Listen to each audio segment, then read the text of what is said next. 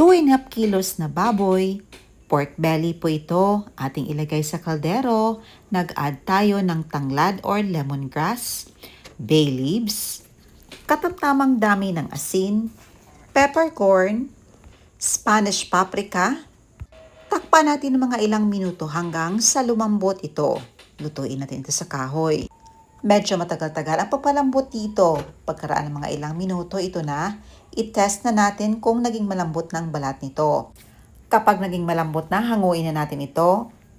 At ibibilad natin ito sa araw. In-slice pa natin ang balat nito at nilagyan natin ng asin, garlic powder at ground pepper. Nagpapainit tayo ng mantika. I-fry natin ito.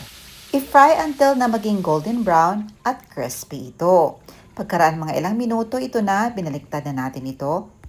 At yung balat naman ang ating niluluto. Fry until na maging crispy ang balat. Mag-ingat po sa talsik nito dahil may tendency na puputok po ang balat nito.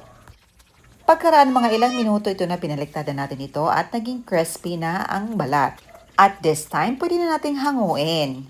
Ingat-ingat lang po dahil mabigat po at baka tumalsik po ang oil na pinagprituhan natin. Sa puntong ito, pumuputok na po ang balat. Other option, pwede nyong i-rest ito ng mga ilang minuto. Papalamigin muna at i-second fry natin para mas maging malutong talaga. Pero para sa akin, hindi na dahil okay na ako sa lutong ng balat nito. Ahanguin na natin. Ang sarap nitong isawsaw sa sauce na may suka, tuyo, sili at iba pang mga spices. I-try na natin dahil excited na tayong tikman ito. Crispy. Oh. Nami, ayaw. Oo.